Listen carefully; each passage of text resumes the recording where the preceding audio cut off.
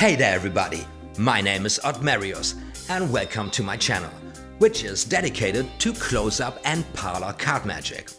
Welcome to the very first episode of a brand new series here on OTHMARIUS Magic, which is going to be all about card-controlled sleights in card magic. That's right. In every video of this series, I will perform for you guys one specific card control technique in card magic.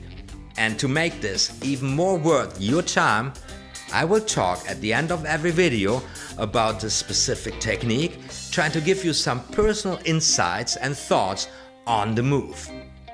The plan is that this series over time turns into a neat playlist, so that whenever someone tunes in, he just needs to lean back to get an overview over all these crazy card control moves out there.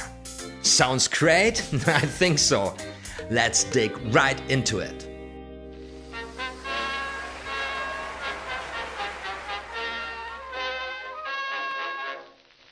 Alright folks, the first move that I want to show you guys in this series is out there for ages because it's such a practical move.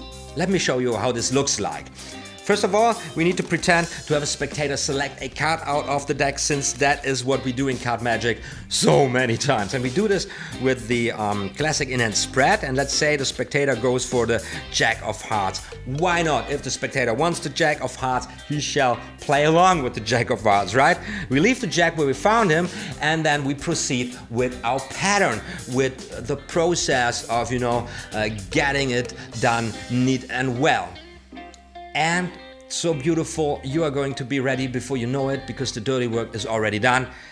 Take a look, the Jack of Hearts is already on top of the deck. Are you crazy? How is that even possible? I don't know, maybe it's real magic, is it? You can do this also with all them cards face down, guys, in a little variation. Let me try this now.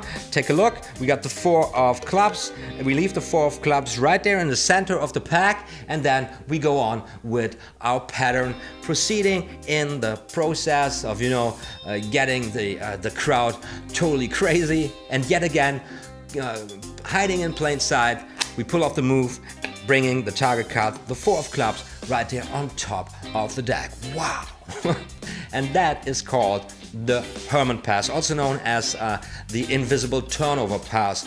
A brilliant utility move that's been used by the best of the best card magicians now for centuries. That's right. You know what? Let's talk a little bit about the history of this move and how you use it best.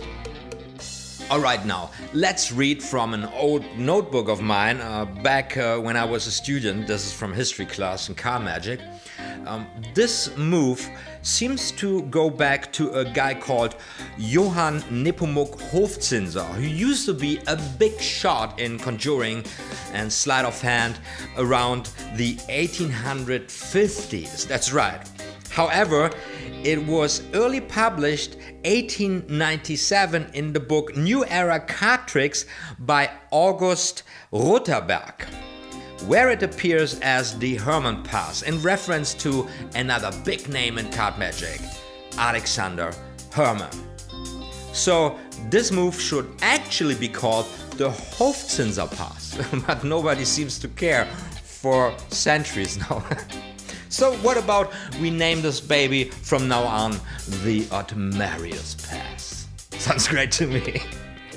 However, what it does is that it shifts a package from the bottom to the top in a reverse motion if you compare it to the classic pass. So with the classic pass, the package goes from top to the bottom, and in the Herrmann Pass it goes from the bottom to the top.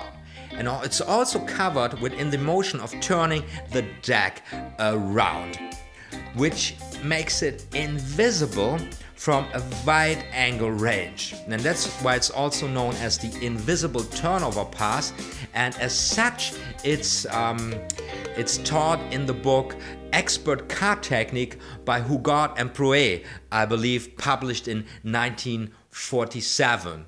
Anyways, this is such a perfect move if you perform a card trick where it doesn't matter if you know the spectator's card or not. So the spectator selects a card with in a classic spread with all them cards face up, and in the process of closing the cards and just turning the deck around, the card immediately gets control to the top or the bottom of the deck. It's crazy. It's so straightforward and so practical. Nobody will ever notice this because the whole motion is so natural. You know, select the cards, it's your card, okay, you turn the deck around and it's done. Nobody will ever suspect anything. And also, compared to the classic pass, which kind of happens in an instant, and you have to you know, practice your timing and a little bit of misdirection to get it done, you get more time to pull this off. It makes it kind of comfortable, especially if you're a beginner or getting started with card magic. This helps a lot to get a feel for the whole timing thing that's happening if you perform card magic.